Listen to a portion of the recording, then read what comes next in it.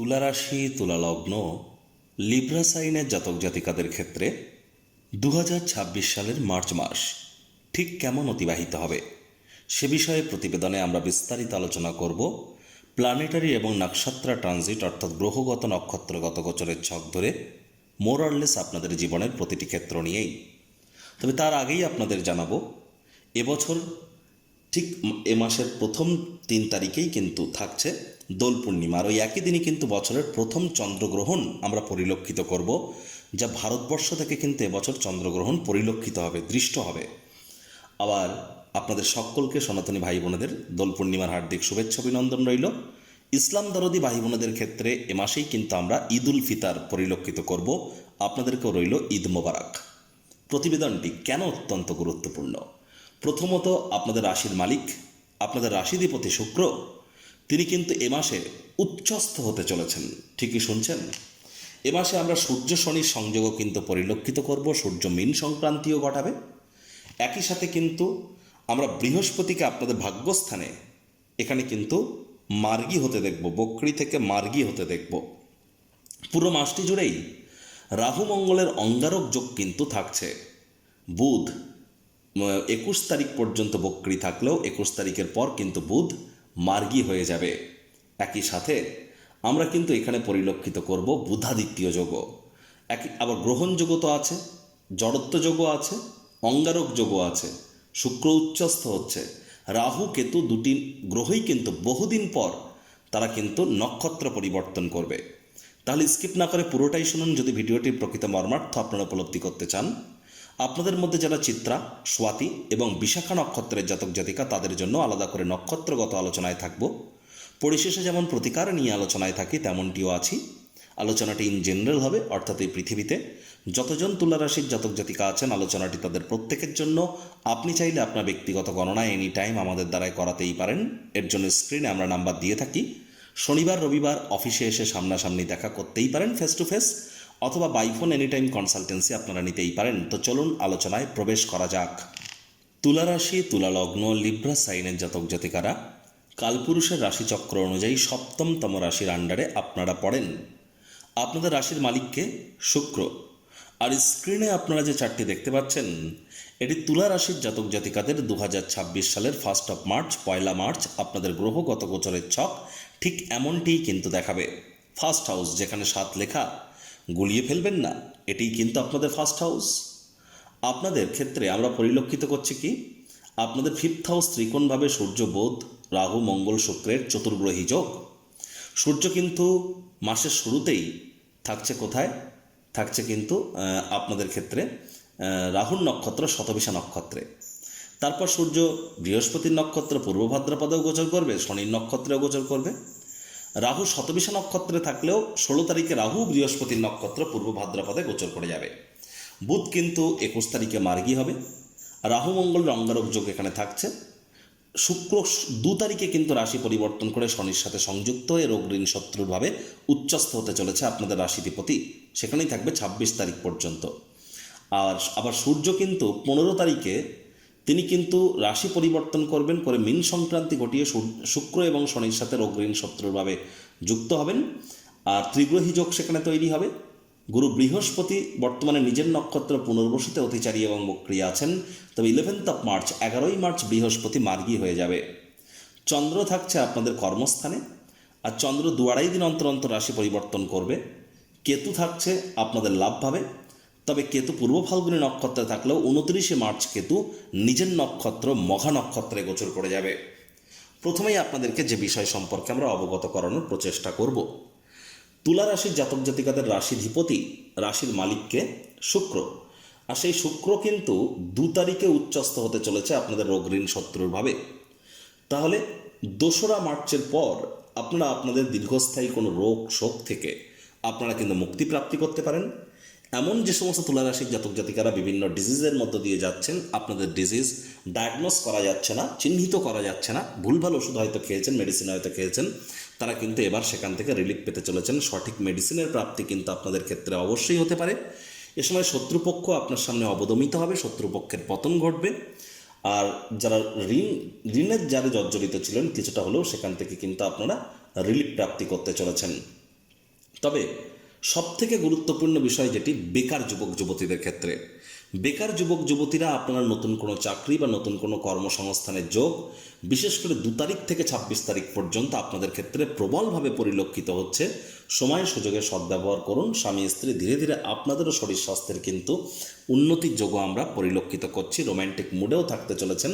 আপনাদের মধ্যে অনেকেই কিন্তু মামা মাতামহ মাতৃকুলের তরফ থেকে আর্থিক মানসিক বা সামাজিকভাবে উপকৃত হতে পারেন যদি সেখানে সম্পর্ক এখনও টিকে থাকে। তো আবার দেখুন, বৃহস্পতি 11th মার্চ কিন্তু মার্গী হয়ে যাবে আপনাদের ভাগ্যস্থানে। আর ভাগ্যস্থানে বৃহস্পতি মার্গী হওয়ার সাথে সাথেই পূর্ণ দৃষ্টিগত কারণে আপনাদের সাহস পরাক্রম 100% বাড়তে চলেছে। ছোটোখাটো যাত্রা ভ্রমণের দ্বারা আপনারা উপকৃত হতে চলেছেন। এর সাথে সাথে আপনারা পরিলক্ষিত করবেন যে আপনাদের হঠাৎ করে কোনো স্থান থেকে অর্থের আগমন ঘটতে পারে। Online income, digital marketing, work from হোমের কাজ যারা করছেন তাদের জন্য কিন্তু সময় সুযোগ দুর্দান্ত পরিগণিত হবে। সময় সুযোগের সদ্ব্যবহার আপনারা যেন করতে ভুলবেন না। আর গুরু বৃহস্পতির কিন্তু আবার পঞ্চম দৃষ্টি আপনাদের রাশিতেও কিন্তু থাকবে। যদিও আপনাদের রাশিতে রাহুরও দৃষ্টি আছে, কিন্তু রাহু গুরু নবপঞ্চমে আছে। আর রাহু নিজেও কিন্তু 16 তারিখের পর বৃহস্পতির নক্ষত্র পূর্ব ভাদ্রপদ নক্ষত্রে গোচর করে যাবে। তাহলে বলতে গেলে 16 তারিখের পর 16th মার্চের পর আপনাদের নাম, যশ, খ্যাতি, প্রভাব, প্রতিপত্তি, ঐশ্বর্য এগুলি কিন্তু বাড়তে চলেছে। এ সময় 100% আপনারা আপনাদের আকর্ষণ বাড়বে। অর্থাৎ আপনার তরফে বিশেষ কিছু না করেও অন্যদের নজর বা দৃষ্টিকে আকর্ষিত করবার জন্য সময় সুযোগ কিন্তু দুর্দান্ত পরিগণিত হবে এবং নিজের মধ্যে একটা ঊর্জা, জোশ এগুলিও কিন্তু আপনারা অনুভব করতে চলেছেন। 16th মার্চ, 16ই মার্চের পর তুলনামূলকভাবে আপনাদের ক্ষেত্রে পেটের সমস্যা, বদহজমের প্রবলেম, প্রেমের জীবনে যে সমস্যাগুলি চলছিল সেখান থেকেও আপনারা কিন্তু রিলিফ প্রাপ্তি করতে চলেছেন। এবার যদি দেখা যায়, বুধ কিন্তু 21 তারিখ পর্যন্ত বক্রী, 11 তারিখ পর্যন্ত বৃহস্পতি বক্রী। আবার রাহু মঙ্গলের অঙ্গারক যোগ আপনাদের ত্রিকোণভাবে। যারা share market, stock market, crypto market, commodity market, currency মার্কেটে ট্রেডিং করছেন, বিট এফএনও, আপনি ফিউচার করুন, অপশনস করুন, স্ক্যাল্পিং করুন, হেজিং করুন, শর্ট সেলিং করুন, সুইং ট্রেডিং করুন, আপনি ইন্ট্রাডে করুন, ইট ডাজন্ট ম্যাটার। অত্যন্ত প্রিকশন নিয়ে কিন্তু চলতে হবে। শুধুমাত্র মার্কেট নয়, এর সাথে সাথে কিন্তু আমরা যে গোল্ড এবং সিলভারকেও কিন্তু কারেক্ট হতে দেখবো এ মাসেই কিন্তু কারেক্ট হতে দেখবো। এবং এ মাসেই কিন্তু সেন্সেক্স নিফটি থেকে শুরু করে ক্রিপ্টোর সমস্ত জায়গাতেই বড় ধরনের উথাল পাতাল হতে চলেছে, ভলাটাইল হতে চলেছে মার্কেট হিউজ। আপনি যতই এক্সপিরিয়েন্সড হন না কেন, না চাইতেও কিন্তু কোনো ভুল করে বসতে পারেন। রাহু বুধের জড়ত্ব যোগ কিন্তু চলছে, আর বুধ কিন্তু 21 তারিখ পর্যন্ত বক্রী।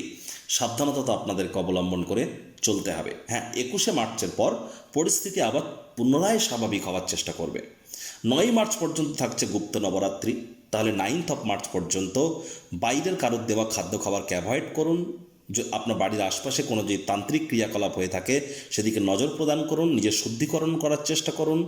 আর শুদ্ধিকরণের পথ যদি না জানেন তাহলে অবশ্যই এনিটাইম আমাদের সাথে যোগাযোগ আপনারা করতেই পারেন যদি মনে হয় যে আপনার সাথে কোনো ব্ল্যাক ম্যাজিক হয়েছে। তো একই সাথে আপনাদেরকে বলবো, যারা সরকারি চাকরিজীবী, নেতা, মন্ত্রী, এমএলএ, এমপি বা শাসক দল, সরকার পক্ষ, বিরোধী পক্ষে আছেন, প্রাইভেট সেক্টরে অ্যাডমিনিস্ট্রেটিভ লেভেলে কাজ করেন, ঊর্ধ্বস্থান কর্তৃপক্ষ আছেন, 9 তারিখ থেকে 18 তারিখ এই যে সময়টি, তার মাঝে 11 তারিখ 12 তারিখ আপনার রিলিফ পাবেন।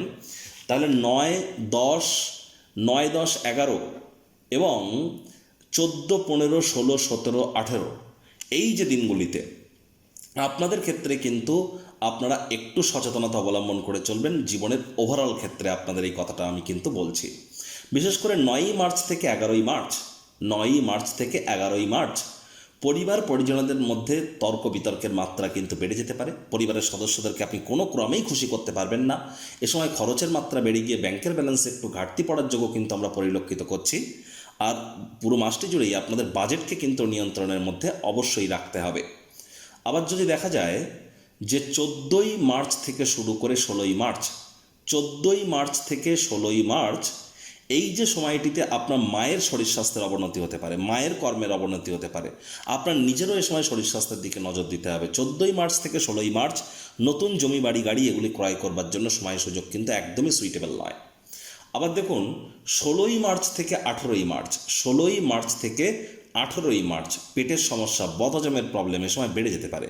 প্রেমের জীবনে সন্দেহবাতিকতা, তর্ক বিতর্কের মাত্রা বেড়ে যেতে পারে। যে সমস্ত দম্পতি গর্ভধারণ করছেন গর্ভধারণ করার প্রচেষ্টায় আছেন, ডেলিভারির প্রচেষ্টা করছেন, তাদেরকে বলবো 16 থেকে 18 তারিখ এই সময়টিতে গর্ভধারণ যেন করবেন না। শিক্ষার্থী বিদ্যার্থীদের এই সময় পড়াশোনায় মনোযোগ কিন্তু আরও বৃদ্ধি করতে হবে। 16 থেকে 18 তারিখ এই সময় পেটের সমস্যা, বদহজমের প্রবলেম এগুলি কিন্তু আপনাদের ক্ষেত্রে বেড়ে যেতে পারে, নজর রাখুন।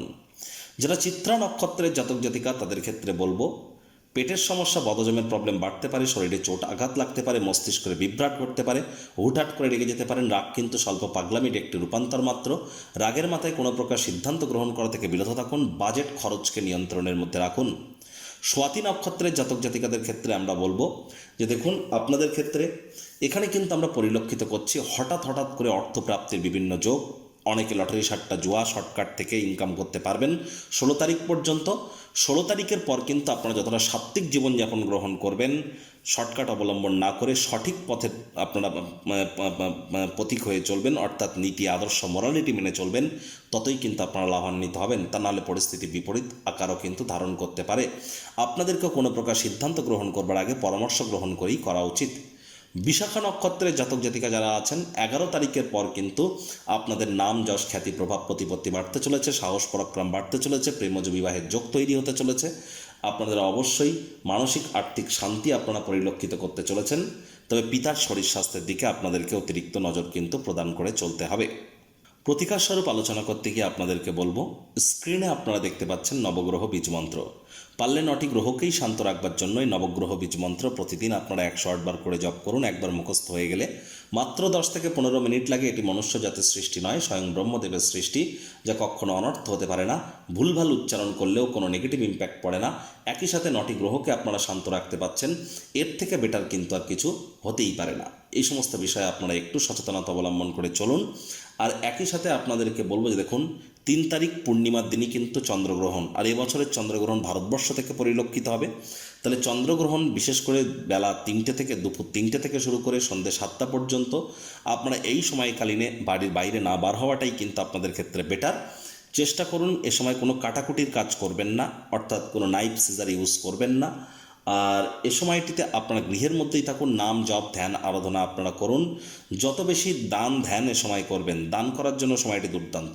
বিগত 10 বছর ধরে আপনারা যা দান ধ্যান করেছেন, যা টোটকা উপায় remedy manifestation law of attraction reiki হিলিংয়ের যা কাজ করেছেন, সেগুলি কিন্তু আপনারা এই গ্রহণ চলাকালীন সময় গৃহের মধ্যে থেকে যদি করতে পারেন, 10 বছরের সমপরিমাণ ফল কিন্তু এই একদিনেই আপনারা প্রাপ্তি করতে চলেছেন। সময় সুযোগের সদ্ব্যবহার আপনারা করুন, অবশ্যই লাভান্বিত হবেন এদিন, এ বিষয়ে কোনো সন্দেহের অবকাশ কিন্তু নেই। একই সাথে আপনাদেরকে বলবো, যারা দীক্ষা নেননি ইমিডিয়েট দীক্ষা গ্রহণ করবার চেষ্টা করুন। পিঁপড়েদেরকে মারবেন না, পিঁপড়ে দেখতে পেলে চিনি বা বাতাসার গুঁড়ো আপনারা খেতে দিন। আর এ সপ্তাহে অবশ্যই যারা রাজনীতিবিদ আছেন, নেতা মন্ত্রী সরকারি চাকরিজীবী, তাদেরকে আমরা বারবার কিন্তু বলছি অবশ্যই প্রিকশন নিয়ে চলতে হবে। জ্যোতিষতাত্ত্বিক পরামর্শ নিন, সামনেই কিন্তু ইলেকশন আছে। তো বন্ধুরা, প্রতিবেদনটি আপনাদের ঠিক কেমন লাগলো, আপনাদের সুচিন্তিত মতামত আশা করি আপনারা নিচের কমেন্ট বক্সে লিখে জানাবেন।